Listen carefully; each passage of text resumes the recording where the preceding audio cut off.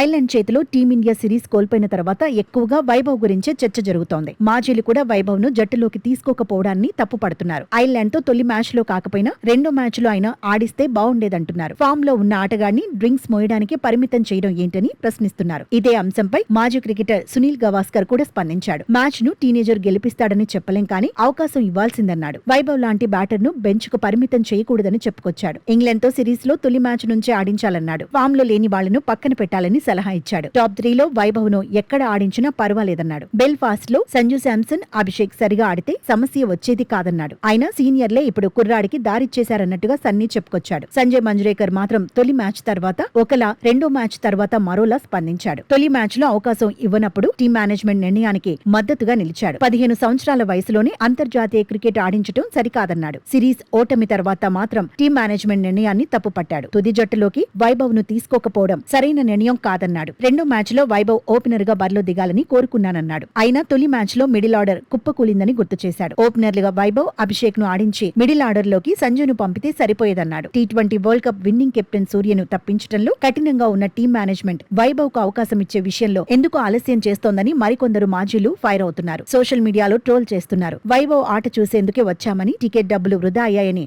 Ireland అభిమానులు సైతం పోస్టులు పెడుతున్నారు. ఐస్లాండ్ క్రికెట్ బోర్డు అయితే team India head coach Gautam Gambhir target గా సెటైర్లు వేసింది. గంభీర్ ను ఐస్లాండ్ జట్టుకు కోచ్ గా నియమించాలనుకోవడం లేదని పోస్టు పెట్టింది. గొప్ప గొప్ప ఆటగాళ్లున్న జట్టుతో ఐర్లాండ్ లో ఇలాంటి ఫలితాలు తీసుకురావాలంటే చాలా టాలెంట్ కావాలని పంచిచ్చింది. అలాంటి టాలెంట్ గంభీర్ దగ్గర ఉందనిపిస్తోందంటూ హీట్ పెంచింది. ఇప్పుడు ఈ పోస్ట్ తెగ వైరల్ అవుతోంది. మొత్తంగా ఐపీఎల్ లో ఉతికేసిన ఆటగాళ్లు ఐర్లాండ్ గడ్డ మీద మాత్రం తేలిపారు. వరల్డ్ కప్ అందించిన గంభీర్ వ్యూహాలు బెడిసికొట్టాయి. 2028 టీ20 వరల్డ్ కప్ ప్రణాళికలను రివైజ్ చేసుకునేలా ఐర్లాండ్ పెద్ద వార్నింగే ఇచ్చింది. మరి టీమిండియా ఇప్పటికైనా మారుతుందా? ఇంగ్లాండ్ తో సిరీస్ కు ముందు ఆ దిశగా అడుగులు వేస్తుందా? అంటే ఇప్పటికైతే ఇవి ప్రశ్నలే. ఇంగ్లాండ్ తో సిరీస్ ఫలితం ద్వారానే అభిమానులకు ఆన్సర్ దొరుకుతుందనడంలో డౌట్ లేదు.